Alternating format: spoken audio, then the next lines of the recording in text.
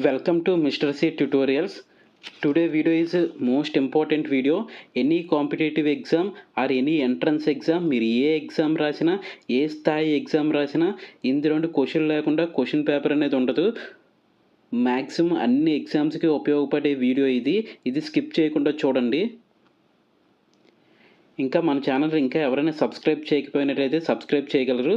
అదేవిధంగా ఒక నోటిఫికేషన్ అనేది రాకముందే దానికి మనం ప్రిపేర్ అయి ఉండాలి. చాలామంది నోటిఫికేషన్ సంబంధించిన వీడియోస్, అదేవిధంగా ఎగ్జామ్ వాయిదాలకు సంబంధించిన వీడియోలు మాత్రమే చూస్తూ టైం వేస్ట్ చేసుకుంటున్నారు. ఈ విధంగా చేసుకోవడం వల్ల మీ ఏజ్, మీ టైం రెండు వేస్ట్ అవుతాయి తప్పితే మీరు కాంపిటేటివ్ ఎగ్జామ్ ఫీల్డ్లో ఉండే అవకాశం అనేది చాలా తక్కువగా ఉంటుంది. మీరు ఒక కాంపిటేటివ్ ఫీల్డ్లో ఉన్నారు అంటే ఖచ్చితంగా ప్రతిరోజు ఏదో ఒక విషయాన్ని నేర్చుకోవడానికి మాత్రమే ట్రై చేయండి. అలాంటి వీడియోస్ని మాత్రమే ఎక్కువగా చూడడానికి ప్రయత్నించండి. మీకు ఇన్ఫర్మేషన్ వీడియోస్ అనేవి 1-2 వీడియోస్ మాత్రమే చూడండి. కానీ ఈ యొక్క సబ్జెక్ట్ వీడియోస్ అనేవి ఎక్కువగా చూడడానికి ప్రయత్నించండి. చాలామంది ఏం చేస్తున్నారంటే ఓన్లీ వాయిదాకి సంబంధించిన వీడియోస్ చూసుకొని, లేకపోతే నోటిఫికేషన్స్ ఎన్ని పోస్టులు ఉన్నాయి, అన్ని పోస్టులు ఉన్నాయి, వీటితోనే టైం అనేది వేస్ట్ చేసుకుంటున్నారు. దీనివల్ల ఎటువంటి యూజ్ లేదు. సో ఈరోజు వీడియోలోకి వెళ్ళేటైతే ఎందుకో అందరికీ చెప్పాలనిపించి ఈ విషయం చెప్పాను. సో ఈరోజు వీడియోలోకి వెళ్ళేటైతే వైల్డ్ లైఫ్ ప్రాజెక్ట్స్ సంబంధించిన వీడియో ఇది. ఈ టోటల్ అన్ని ప్రాజెక్ట్స్ గురించి ఇందులో కవర్ చేయడం అనేది జరుగుతుంది. ఇందులో ఏ ప్రాజెక్ట్ ఎప్పుడు వచ్చింది, తర్వాత ఏ ప్రాజెక్టులో ఎవరు ఎంతవరకు ఉన్నారు, నెక్స్ట్ చూసినట్టయితే ఎవరు దాన్ని ప్రవేశపెట్టారు, ఏ పార్క్లో దాన్ని ప్రవేశపెట్టారు, ఏ ఇయర్ నుండి దాన్ని తీసుకొని వచ్చారు, అదేవిధంగా దాని యొక్క IUCN స్టేటస్ అనేది ఏ విధంగా ఉంది, IUCN స్టేటస్ గురించి కూడా చెప్పడం అనేది జరుగుతుంది. సో ఎక్కడా కూడా స్కిప్ చేయకుండా చూసినట్టయితే మీకు ఖచ్చితంగా 1 to 2 మార్క్స్ ఒక్క ఎగ్జామ్ అని చెప్పక్కర్లేదు. ప్రతి కాంపిటేటివ్ ఎగ్జామ్లో కూడా వీటి నుండి బిట్ లేకుండా క్వశ్చన్ పేపర్ అయితే ఉండదు. ఫస్ట్ చూసినట్టయితే మన ఫస్ట్ ప్రాజెక్ట్ వచ్చేసరికి ప్రాజెక్ట్ హంగుల్ అనేది ఏ విధంగా ఉంటుందంటే ఒక డియర్ని పోలి ఉంటుంది. అది కాశ్మీర్లో ఎక్కువగా కనబడుతుంది. ఇక్కడ మనం చూడొచ్చు హంగుల్ అనేది ఏ విధంగా ఉందనేసి. మీకు ఎందుకంటే వినిన దానికంటే చూసింది ఎక్కువ టైం గుర్తుంటుంది. మనకి LSRW విషయాల్లో భాగంగా మనం ఏ విషయాన్ని అయితే చూస్తామో అది ఎక్కువ టైం గుర్తుంటుంది. ఇక్కడ హంగుల్ అని మనం చెప్పుకున్నా సరే హంగుల్ అనేది ఏ విధంగా ఉంటుందని తెలుసుకోకుండా మనం వాటి గురించి చదివినా సరే అది ఎక్కువ కాలం గుర్తుండే అవకాశం అనేది ఉండదు. సో మీకు ఇక్కడ పిక్చర్తో సహా ఇవ్వడం అనేది జరిగింది. హంగుల్ అనేది ఈ యొక్క డియర్ని పోలి ఉంటుంది. పొడవాటి కొమ్ములు అయితే కలిగి ఉంటుంది. ఇది ఎక్కడ ఉంటుందంటే కాశ్మీర్ ప్రాంతంలో ఎక్కువగా కనబడుతుంటుంది. ఈ ప్రాజెక్ట్ హంగుల్ అనేది అన్ని ప్రాజెక్ట్స్లో కలిపి ఓల్డెస్ట్ ప్రాజెక్ట్ ఏదైనా ఉందంటే అది ప్రాజెక్ట్ హంగుల్. ఇది 1970లో స్టార్ట్ అవ్వడం అనేది జరిగింది. దీన్ని ఎవరు స్టార్ట్ చేశారంటే కాశ్మీర్ గవర్నమెంట్ అనేది స్టార్ట్ చేయడం జరిగింది. దేంతో అంటే world wide fund for the nature WWF యొక్క సహాయంతో కాశ్మీర్ ప్రభుత్వం 1970లో ఈ ప్రాజెక్ట్ హంగుల్ అనేది తీసుకొని రావడం అయితే జరిగింది. ఈ ప్రాజెక్ట్ హంగుల్ తర్వాత నేమ్ మార్చారు 2009లో. ఏమని మార్చారంటే save Kashmirs red Deere hangul అని చెప్పేసి దాని యొక్క నేమ్ అయితే చేంజ్ చేయడం అనేది జరిగింది. జాగ్రత్తగా గమనించండి. ప్రాజెక్ట్ హంగుల్ 1970. అదేవిధంగా దాని యొక్క నేమ్ ఎప్పుడు చేంజ్ చేశారంటే 2009. The Kashmir red stag is known as a Hangul animal. ఆ యొక్క రెడ్ స్టాక్ని మనం హంగుల్ యానిమల్ అని చెప్పడం జరుగుతుంది. అది ఎక్కడ ఉంటుందంటే నార్థరన్ ఇండియాలో ఉండడం జరుగుతుంది. ఎక్కడ ఎక్కువగా ఉందంటే డచ్గామ్ నేషనల్ పార్క్ ఎక్కడైతే ఉందో అక్కడ ఆ సరౌండింగ్స్ ఈ హంగుల్ అనేది ఎక్కువగా కనబడుతూ ఉంటుంది. కాశ్మీర్ ప్రాంతంలో ఉండే ఒక నేషనల్ పార్క్ పేరు Dachigam national park. Dachigam national park ఎక్కడ ఉందని కూడా అడగొచ్చు. అది కాశ్మీర్ ప్రాంతంలో ఉంది. సో ఇక్కడ రెండు విషయాలు కూడా కవర్ అవుతున్నాయి. ఒకటి ప్రాజెక్ట్ గురించి కవర్ అవుతుంది, అదేవిధంగా నేషనల్ పార్క్స్ గురించి కూడా కవర్ అవ్వడం జరుగుతుంది. హంగుల్ అనేది ఏ విధంగా ఉందో చూశారు కదా. నెక్స్ట్ ప్రాజెక్ట్ వచ్చేసరికి ప్రాజెక్ట్ టైగర్కి సంబంధించి. ప్రాజెక్ట్ టైగర్ అనేది 1973. మ్యాక్సిమం అందరికీ కూడా దీని గురించి ఐడియా ఉంటుంది. Highest population of the tigers ఎక్కడ ఉన్నాయి, దాని తర్వాత డిస్ట్రిక్ట్స్ ఆఫ్ మధ్యప్రదేశ్. అంటే మనకి ఎక్కువ టైగర్స్ అనేవి మధ్యప్రదేశ్ పాపులేషన్ వైజ్ చూసినట్లయితే మధ్యప్రదేశ్లో ఎక్కువ టైగర్స్ అనేవి ఉండడం జరుగుతుంది. ఫస్ట్ టైగర్ రిజర్వ్ ఎక్కడ ఏర్పాటు చేశారంటే జిమ్ కార్బెట్ నేషనల్ పార్క్. అది ఎక్కడ ఉందంటే Uttarakhand. Jim Corbett national park ఎక్కడ ఉందని అడగొచ్చు. అది ఉత్తరాఖండ్ అని చెప్పాలి. అదేవిధంగా అది ఫస్ట్ టైగర్ రిజర్వ్ కూడా. అది తర్వాత చూసినట్టయితే ఈ టైగర్కి సంబంధించి ఎలా మానిటర్ చేస్తారంటే intensive protection and ecological status ప్రకారం దాన్ని మానిటరింగ్ అయితే చేయడం జరుగుతుంది. ఇక్కడ స్ట్రైప్స్ అనేది ఉంది కదా, అది 2010లో లాంచ్ చేశారు. మరి స్ట్రైప్స్ అంటే ఏంటంటే monitoring system for tigers intensive protection and ecological status అనేది స్ట్రైప్స్ యొక్క అబ్రివేషన్. ఇది ఎప్పుడు వచ్చిందంటే 2010లో లాంచ్ చేయడం అయితే జరిగింది. అక్కడ ఏం చేశారంటే అదొక సాఫ్ట్‌వేర్ బేస్డ్ మానిటరింగ్ సిస్టమ్ అనమాట. టైగర్స్‌ని కాశ్మీర్‌లో రెడ్ స్టాగ్ ఈజ్‌ను ఆ టైగర్‌కి సంబంధించి 2010 నుండి కూడా సాఫ్ట్‌వేర్ బేస్డ్ మానిటరింగ్ సిస్టమ్ చేయడం జరుగుతుంది. దాని యొక్క నేమ్ వచ్చేసరికి ఎమ్-స్ట్రైప్స్. ఎమ్-స్ట్రైప్స్ అంటే ఏంటంటే monitoring system for tigers, intensive protection and ecological status. Next చూసినట్టయితే ఈ యొక్క మొత్తం అడ్మినిస్ట్రేటింగ్ బాడీ అంతా కూడా నేషనల్ టైగర్ కన్జర్వేటివ్ అథారిటీ ఆధ్వర్యంలో జరుగుతూ ఉంటుంది. Latest tiger reserve in India ఏంటంటే ఇప్పుడు దాకా మన దగ్గర 58 టైగర్ రిజర్వ్స్ అనేవి వచ్చాయి. మాధవ్ నేషనల్ పార్క్ అనేది 58వ టైగర్ రిజర్వ్. రీసెంట్‌గా గుర్తించింది 58వ tiger reserve Madhav national park. Okay. Tigers count ఆంధ్రప్రదేశ్‌లో ఎన్నున్నాయంటే 63. 63 టైగర్స్ అనేవి ఆంధ్రప్రదేశ్‌లో ఉండడం జరిగింది. ఓకే.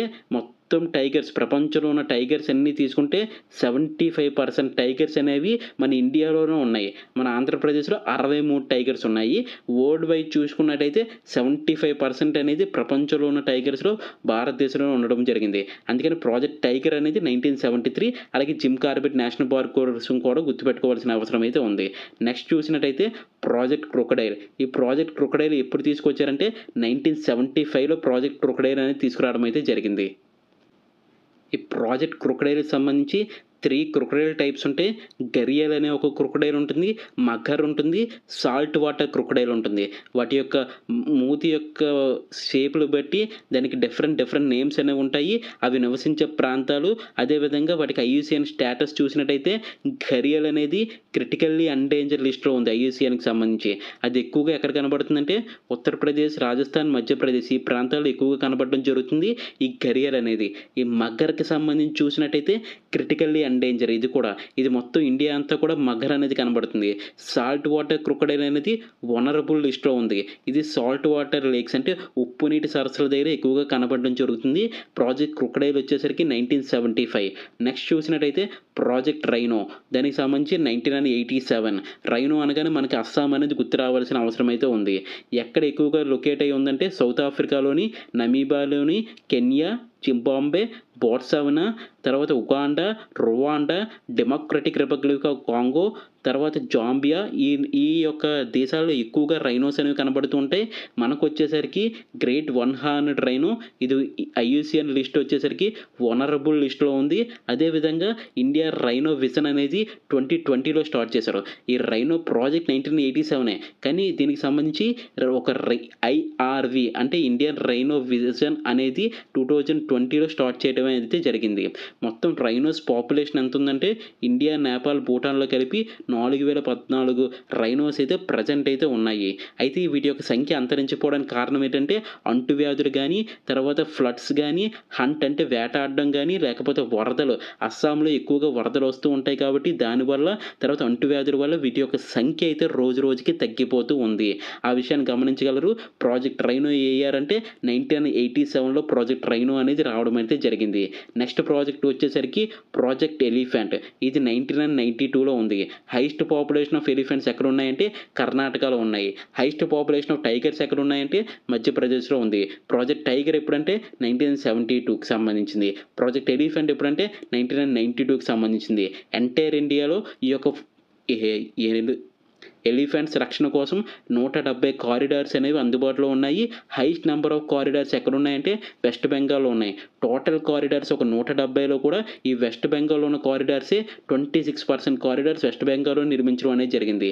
వీటిని రక్షించడం కోసం హాథీ మేరీ సాథీ అనే ఒక కార్యక్రమాన్ని స్టార్ట్ చేశారు. అది ఎప్పుడు స్టార్ట్ అయిందంటే 2011లో స్టార్ట్ అయింది. అదేవిధంగా ప్రాజెక్ట్ రీహబ్ అనేది చేశారు. ఈ ప్రాజెక్ట్ రీహబ్ దేనికోసం అంటే మానవులకి, జంతువులకి మధ్య అంటే గొడవలు జరగకుండా ఉండే కాన్ఫ్లిక్ట్ లేకుండా ఉండే ప్రాంతాల కోసం ఈ ప్రాజెక్ట్ రీహబ్ అనేవి రెడీ చేయడం అయితే జరిగింది. తర్వాత గజ్ యాత్ర ఫర్ ప్రొటెక్షన్ ఆఫ్ ఎలిఫెంట్స్ అంటే గజ్ యాత్ర అనేది ఒక ప్రోగ్రామ్ దేనికోసం అంటే ఏనుగుల సంరక్షణ కోసం. ఎలిఫెంట్ డే ఎప్పుడు జరుపుకుంటారంటే 2017 ఆగస్ట్ 12th అంటే 2015 నుండి స్టార్ట్ చేశారు. ఎవ్రీ ఇయర్ ఆగస్ట్ 12న మరి ఎలిఫెంట్ డేని జరుపుకోవడం జరుగుతుంది. ఈ ప్రాజెక్ట్ చూసినట్టయితే 1992లో ప్రాజెక్ట్ ఎలిఫెంట్ అనేది రావడం అనేది జరిగింది. నెక్స్ట్ ప్రాజెక్ట్ వచ్చేసి ప్రాజెక్ట్ రెడ్ పాండా 1994లో వచ్చింది ప్రాజెక్ట్ రెడ్ పాండా అనేది. ఈ రెడ్ పాండా ఎక్కడ ఎక్కువగా కనబడుతూ ఉంటుందంటే ఈస్టర్న్ హిమాలయాస్. ఈ ప్రాంతంలో ఎక్కువగా మనకి రెడ్ పాండా అనేది కనబడుతూ ఉంటుంది.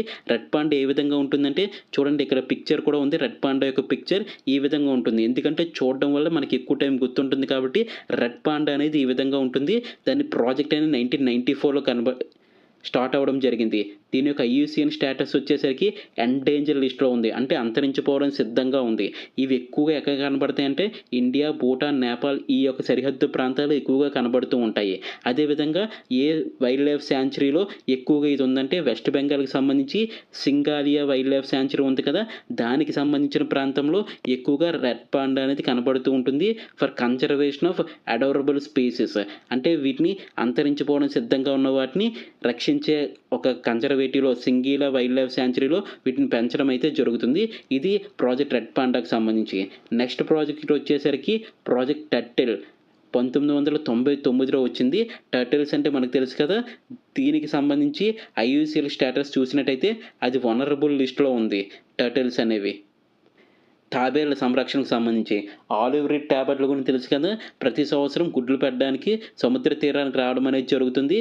ఇవి సముద్ర తీరానికి వస్తాయి కదా, ఆ టైంలో ఇవి ఎప్పుడైతే ఎగ్స్ పెడతాయో అది ఫీమేల్ అనేది ఎలా తెలుస్తుందంటే ఎగ్స్ పెట్టిన ప్రాంతంలో టెంపరేచర్ గ్రేటర్ దాన్ 30 degrees దగ్గర ఉంటే అది మేల్ టర్టిల్ కింద ఫామ్ అవుతుంది. అది లెస్ దాన్ 27 degrees ఉంటే ఫీమేల్ టర్టిల్ కింద ఫామ్ అవడం అయితే జరుగుతుంది. వీటి నుండి కూడా క్వశ్చన్స్ వస్తాయి. ఎప్పుడు మేల్ కింద ఫామ్ అవుతుంది, ఎప్పుడు ఫీమేల్ కింద ఫామ్ అవుతుంది. 30 degrees కంటే ఎక్కువ ఉంటే అది మేల్, 27 degrees సెంటీగ్రేడ్ కంటే తక్కువ ఉంటే టెంపరేచర్ అది ఫీమేల్ కింద ఫామ్ అవడం జరుగుతుంది. ఈ వైల్డ్ లైఫ్ కన్జర్వేషన్ యాక్ట్ అనేది 1972లో రావడం అయితే జరిగింది. ప్రాజెక్ట్ టర్టిల్ అనేది మాత్రం 1999లో స్టార్ట్ అవ్వడం అయితే జరిగింది. టర్టిల్స్ అనేవి ఎలాగుంటాయి అలాగా తెలుసు కాబట్టి ఇక్కడ పిక్చర్ చూసుకోవచ్చు మనం. నెక్స్ట్ చూసినట్టయితే ప్రాజెక్ట్ వల్చర్ అంటే ఏంటంటే రాబందులాగా ఉంటాయి కదా, అవి దాని యొక్క ప్రాజెక్ట్ 2006లో స్టార్ట్ అవ్వడం జరిగింది. ఇది కీస్టోన్ స్పీసెస్. ఇక్కడ మీకు తెలియాలి, కీస్టోన్ స్పీసెస్ అంటే ఒక జీవి మనుగడకు సంబంధించిన విషయాల గురించి తెలియజేసేవి ఈ కీస్టోన్ స్పీసెస్.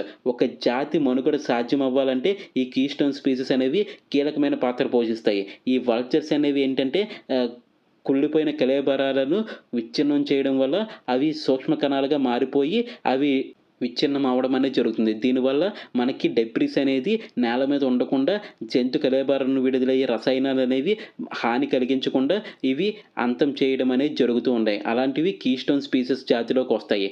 అవి 1980కి వచ్చేసరికి 23 స్పీసెస్ ఇన్ వల్చర్. ఈ యొక్క వల్చర్ అంటే రాబందు జాతిలోని 23 రకాలు ఉండేవి. 2002లో ఇది ఒక ఎండేంజర్ లిస్టులో ఐయుసిఎన్ అనేది చేర్చడం జరిగింది.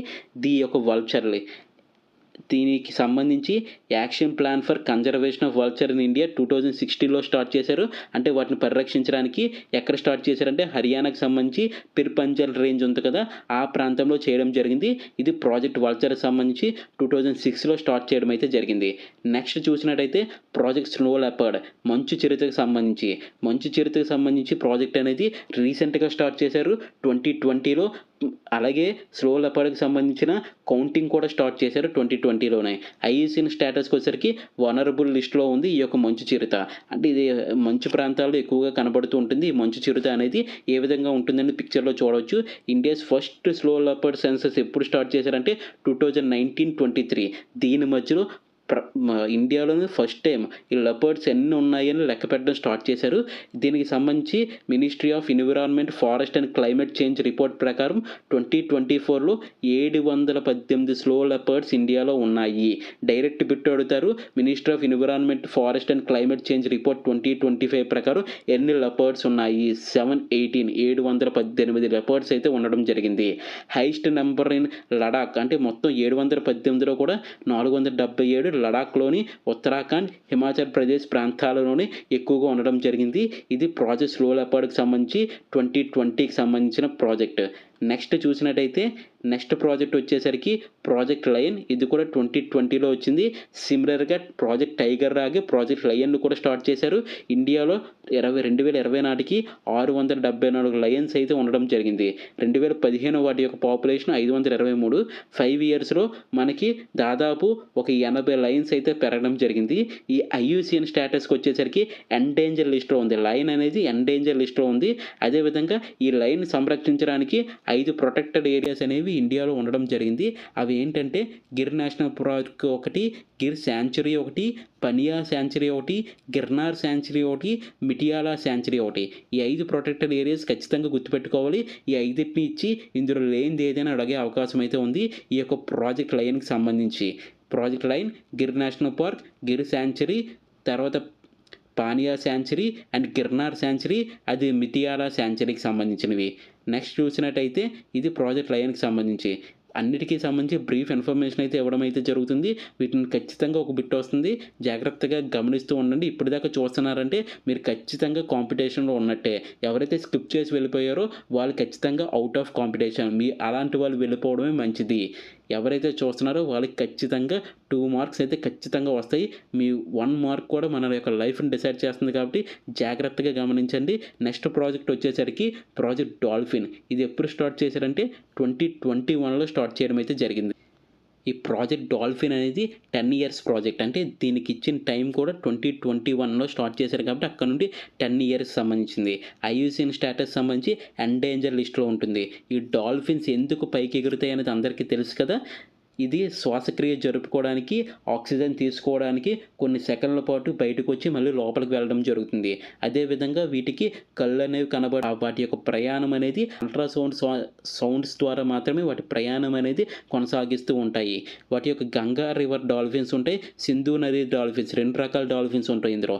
గంగా నది డాల్ఫిన్‌కి సంబంధించి సెంట్రల్ గవర్నమెంట్ అనేది ఇనిషియేటివ్ తీసుకోవడం జరిగింది. వాటిని జాతీయ జలచర జీవిగా కూడా ప్రకటించడం అయితే జరిగింది. Ganga river dolphin. ఇక్కడ 2 రకాల డాల్ఫిన్స్ ఉంటాయి కదా! గంగా రివర్ డాల్ఫిన్‌ని మనకి నేషనల్ సీ యానిమల్‌గా ప్రకటించడం అయితే జరిగింది. దానికి సంబంధించి అస్సాం స్టేట్ యానిమల్ కూడా ఈ యొక్క గంగా రివర్ డాల్ఫినే. అంటే నేషనల్ సీ యానిమల్ అయితే అస్సాం స్టేట్ యానిమల్ కూడా ఈ యొక్క గంగా రివర్ డాల్ఫినే. తర్వాత చూసినట్టయితే ఇండియాలోని first time Vikramashila Ganga dolphin sanctuary అనేది ఏర్పాటు చేశారు బీహార్‌లో ఈ యొక్క డాల్ఫిన్స్‌ని సంరక్షించడం కోసం. తర్వాత ఏషియాలోని first time dolphin research centre కూడా ఏర్పాటు చేశారు 2021లో. ఎక్కడ ఏర్పాటు చేశారంటే బీహార్‌లో ఏర్పాటు చేశారు. పాట్నా యూనివర్సిటీ వాళ్ళు ఏర్పాటు చేయడం జరిగింది.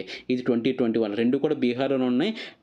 డాల్ఫిన్‌కి సంబంధించి ఇండియాలోని ఫస్ట్ శాంచురీ ఎక్కడంటే విక్రమశీల గంగా డాల్ఫిన్ శాంచురీ బీహార్. అదేవిధంగా ఏషియాలో ఫస్ట్ డాల్ఫిన్ రీసెర్చ్ సెంటర్ ఎక్కడంటే బీహార్‌లోని పాట్నా యూనివర్సిటీలో 2021 అది. ఆ విషయాలు గుర్తుపెట్టుకోండి. దీని యొక్క ప్రాజెక్ట్ 2021కి సంబంధించింది. ప్రాజెక్ట్ చీతా 2022 ఎందుకు స్టార్ట్ చేశారంటే మన దేశంలో చీతాస్ అనేవి అంతరించిపోయాయని అప్పటి ప్రధానమంత్రి జవహర్లాల్ నెహ్రూ గారు 1953లోనే ప్రకటించడం జరిగింది. తర్వాత మోడీ గవర్నమెంట్ ఇప్పుడు వచ్చిన తర్వాత ఖచ్చితంగా ప్రాజెక్ట్ చీతాలను వెనక్కి తీసుకురావాలని 2002లో ఈ ప్రాజెక్ట్ స్టార్ట్ చేయడం జరిగింది. 74 సంవత్సరాల తర్వాత చీతాస్‌ని ఇంట్రొడ్యూస్ చేయడం అయితే జరుగుతుంది. 2022 సెప్టెంబర్ 17 ఈ డేట్ చాలా ఇంపార్టెంట్ అండి. డైరెక్ట్‌గా డేట్ అడుగుతారు. 2022 సెప్టెంబర్ 17వ తేదీన మధ్యప్రదేశ్‌లోని సోయిపూర్ ఖన్నా నేషనల్ పార్క్‌లో ఈ యొక్క చీతాస్‌ని లాంచ్ చేయడం అయితే జరిగింది. ఎక్కడి నుంచి తీసుకొచ్చారంటే సౌత్ ఆఫ్రికా నుంచి తీసుకొచ్చారు 2022కి సంబంధించి. దానిలో సంబంధించి 8 చీతాస్ అనేవి ఉన్నాయి. అందులో 5 ఫీమేల్, 3 మేల్ చీతాస్ అయితే తీసుకురావడం జరిగింది. సౌత్ ఆఫ్రికా నుంచి తీసుకొచ్చినవి. ఇక్కడ డైరెక్ట్ క్వెషన్స్ అడుగుతాడు. ఎలాగడుగుతాడు? 8 చీతాలు తీసుకొచ్చారని ఇచ్చేస్తాడు. అందులో ఆడవెన్ని, మగవెన్ని అని అడుగుతారు. 5 ఆడవి, 3 మగవి. ఆ విషయం గుర్తుపెట్టుకోండి. నెక్స్ట్ చూసినట్టయితే నమీబియాకు సంబంధించి నమీబియాలో 12 చీతాస్ తీసుకొచ్చారు. అందులో 5 ఫీమేల్ అయితే 7 మేల్ తీసుకురావడం అనేది జరిగింది. ఇక్కడ మేలు, ఫీమేల్ కూడా చాలా ఇంపార్టెంట్. మీరు చదువుతున్నప్పుడు ప్రతి పాయింట్‌ని పిన్ పాయింట్‌గా చూసుకొని వెళ్ళండి. ఈ యొక్క ప్రాజెక్ట్‌కి సంబంధించి ప్రతి విషయాన్ని ఈ వీడియోలో చర్చించడం జరిగింది. మీరు ఎగ్జామ్‌కి వెళ్ళే ముందు 2 స్పీడ్‌లో పెట్టుకొని ఈ వీడియోని చూసినట్టయితే మీకు ఒకసారి రివిజన్ కూడా అయిపోతుంది. నెక్స్ట్ చూసినట్టయితే ఈ ప్రాజెక్ట్ చీతాకు సంబంధించినంత వరకు ఒక స్టీరింగ్ కమిటీని వేయడం జరిగింది. 11 మెంబర్స్ అనేవి అందులో సభ్యులుగా ఉండడం అయితే జరుగుతుంది. నెక్స్ట్ ఇవన్నీ కూడా ఇప్పటిదాకా ఉన్న ప్రాజెక్ట్స్. ఈ ప్రాజెక్ట్ సంబంధించి మొత్తం లిస్ట్ అంతా ఒకసారి చెప్తున్నాను చూడండి ఇయర్స్‌తో సహా. ఎందుకంటే ఇది ఏ ప్రాజెక్ట్ ముందొచ్చింది, ఏ ప్రాజెక్ట్ వెనకొచ్చిందని కూడా మనకి బిట్స్ అనేవి అడిగే అవకాశం ఉంది కాబట్టి ప్రాజెక్ట్ హంగుల్ అనేది 1970 ఫస్ట్ ప్రాజెక్ట్ హంగుల్. తర్వాత ప్రాజెక్ట్ టైగర్ 1973లో రావడం జరిగింది. నెక్స్ట్ ప్రాజెక్ట్ క్రొకడైల్‌కి వచ్చేసరికి 1975 project crocodile. Next project rhino వచ్చేసరికి 1987. Project elephant 1992. Project red panda 1994. Project turtle అనేది 1999. ప్రాజెక్ట్ వల్చర్ అనేది 2006, ప్రాజెక్ట్ స్లో లెపర్డ్ అనేది 2009, ప్రాజెక్ట్ గ్రేట్ ఇండియన్ బస్టర్డ్ అనేది 2014, ప్రాజెక్ట్ లయన్ అనేది 2020, ప్రాజెక్ట్ డాల్ఫిన్ అనేది 2021, ప్రాజెక్ట్ చీతా అనేది 2022.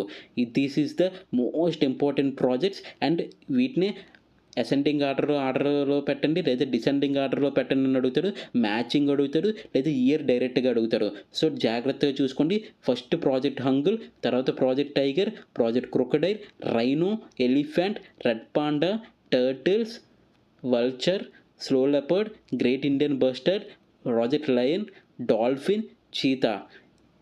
ఇవి ప్రాజెక్ట్స్ చూడగానే మన వీడియో గుర్తు రావాలి. అదేవిధంగా అక్కడ ప్రాజెక్ట్ క్రొకడైల్ అడిగినా అందులో 3 టైప్స్ ఉంటాయని చెప్పేసి మన వాయిస్ అక్కడ వినపడాలి.